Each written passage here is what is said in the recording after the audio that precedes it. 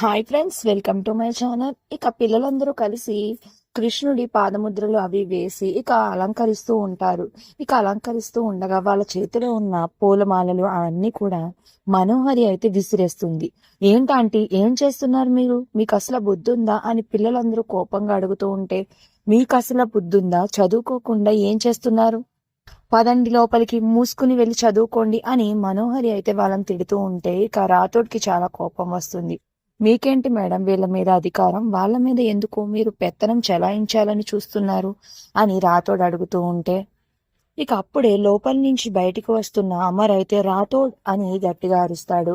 ఇక అప్పుడు పిల్లలందరూ కలిసి అంటూ ఉంటారు, చూడండి డాడ్, ఈసారైనా మిస్ అమ్మ, ఆరు చెల్లి ఇంటికి వస్తారని మేమందరం మంచిగా రెడీ చేస్తూ ఉంటుంటే అని పిల్లలందరూ కలిసి అంటుంటే ఇక అమర్ చాలా కోపంగా, స్టాప్ ఇట్, నీకెన్నిసార్లు చెప్పాను మనల్ని వదిలి వెళ్ళిపోయిన వాళ్ళ గురించి మాట్లాడవద్దని, వాళ్ళ పేరు కూడా ఇంట్లో తలవద్దని చెప్పానా అని చాలా సీరియస్ గా అమర్ అంటూ ఉంటాడు.